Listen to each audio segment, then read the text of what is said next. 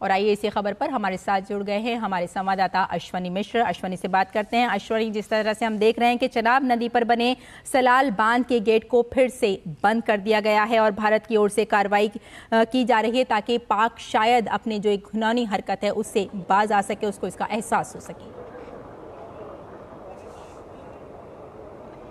देखिए, भारत ने एकदम साफ कर दिया है रेशमा कि यहाँ पे खून बहे और पाकिस्तान के लिए फ्री में पानी बहे, ऐसा पॉसिबल नहीं है। ऐसा संभव नहीं है कि यहाँ खून बहे और वहाँ हमारी दरियाओं का पानी बहेगा। भारत ने सिंधु जल संधि को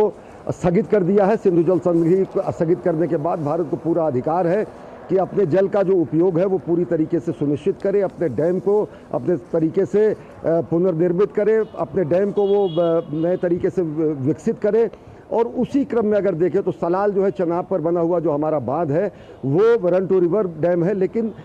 ये पूरा का पूरा जो डैम है इस तरीके से डिज़ाइन किया गया है कि दरिया का जो पानी है वो अभी जितना भारत उपयोग करने के भारत जितने अधिकार रखता है, दरिया में पानी कम है, दरिया में काफ़ी कम जो है इस समय वो है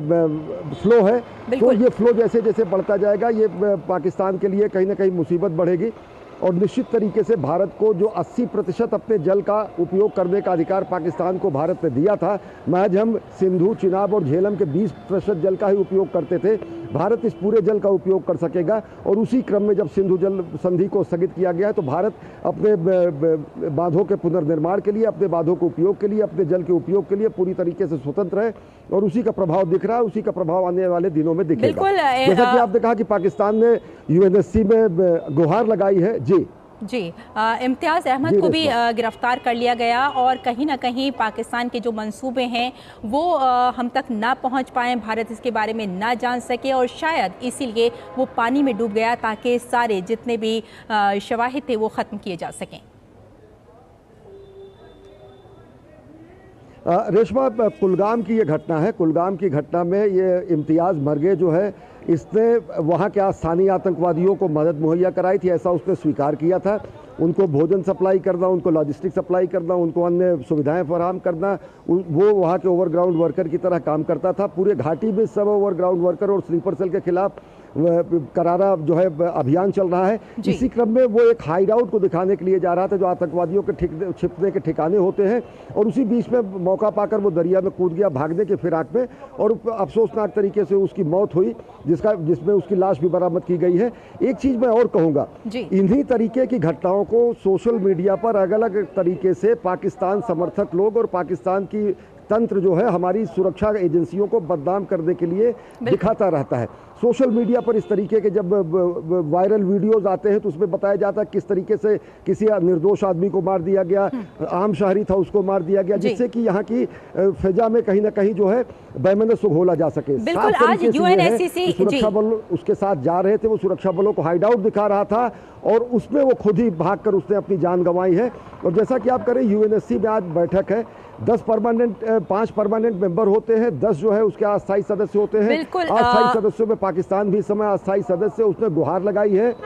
और ग्रीस जो कि मई के महीने में अध्यक्षता कर रहा, उसने इसके पहले भी परमानेंट मेंबर जो ग्रीस के हैं उन्होंने कहा है कि इस बात के पुख्ता प्रमाण है कि भारत पाकिस्तान प्रायोजित आतंकवाद का विक्टिम रहा है। आज देखना दिलचस्प होगा कि 10 अस्थायी सदस्य, 5 अस्थायी सदस्य, इन सब का क्या रुख होता है। पाकिस्तान को अगर यह है कि कुछ देश उसके समर्थन में है तो भारत का भी ये इतिहास है कि समय की शिला पर हस्ताक्षरित किए हुए हमारे ऐसे अंतर्राष्ट्रीय मित्र हैं जिन्होंने हर मौके पर भारत के साथ कंधे से कंधा मिलाकर भारत के हितों की रक्षा की है। तो निश्चित तौर से अंतर्राष्ट्रीय बिरादरी को इस पर दूध का दूध, पानी का पानी होता भी आज दिखेगा। बिल्कुल, आपने सही कहा कि भारत अपनी तरफ से पूरी कोशिश करता है कि किसी भी तरह से ऐसा कोई भी आतंकवादी हमला या ऐसी कोई घटना ना हो, लेकिन पाकिस्तान बार बार इस तरह की हरकत करता है और अपना जो नापाक चेहरा है उसे बार बार दिखाता है। और आज यूएनएससी की जो बैठक होगी उसमें भी इस पर चर्चा की जाएगी कि क्या सच है क्या नहीं है। लेकिन साथ ही साथ अगर हम यहाँ ये कहें कि रोज़ाना तकरीबन देखा जाए तो सीज़ फायर का उल्लंघन किया जा रहा है और पाकिस्तान के अंदर जो एक डर या खौफ बैठा हुआ है वो भी इसको दर्शा रहा है। पाकिस्तान डरा हुआ है। पाकिस्तान के हुक्मरानों की, नेताओं की, सेना के अधिकारियों की रातों की नींद उड़ी हुई है। सूचना मंत्री रात में आकर जब प्रेस कॉन्फ्रेंस करते हैं रातों रात जो है NSA नया बना दिया जाता है, ISI का जो चीफ होता है उसको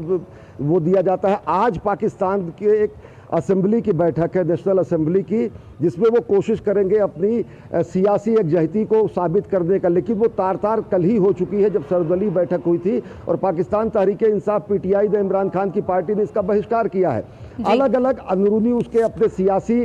मुश्किलात हैं, उन सियासी मुश्किलात में पाकिस्तान को अपना घर संभाल पाना मुश्किल हो रहा है, लेकिन कंगाल होता पाकिस्तान, डरा हुआ पाकिस्तान, उसकी कहीं ना कहीं कोशिश होती है किस तरीके के कायराना बर्बर पीठ में छुरा घोंपने वाले अंतर्राष्ट्रीय स्तर पर आतंकवाद को प्रश्रय देते हुए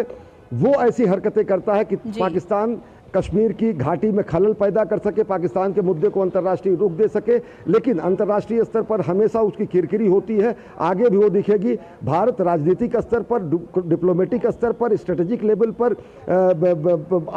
आर्मी के लेवल पर, स्ट्रेटेजिक अफेयर्स में, डिप्लोमेटिक अफेयर्स में हर तरीके से पाकिस्तान की घेराबंदी कर रहा है और निश्चित तौर से उसको इस अपनी करनी का भुगतना पड़ेगा कि किस तरीके से एक आतंकवादी राष्ट्र के रूप में पूरी दुनिया में स्थापित हो रहा है। और इसी वजह से आज UNSC की जो बैठक होगी वो भी काफी महत्वपूर्ण हो जाती है। निश्चित तौर से देखिए, UNSC में 5 वीटो पावर रखने वाले स्थायी सदस्य हैं। चीन का स्टैंड बहुत स्ट्रांग एंड क्लियर है, उसने सदाबहार दोस्त बताया है, लेकिन मैं ये भी कह रहा हूँ कि भारत के सदाबहार दोस्त की नहीं, भारत के टाइम टेस्टेड फ्रेंड्स हैं, भारत के अन्य ऐसे दोस्त हैं, चाहे वो UNSC के परमानेंट स्थायी सदस्यता रखने वाले देश हो या फिर उस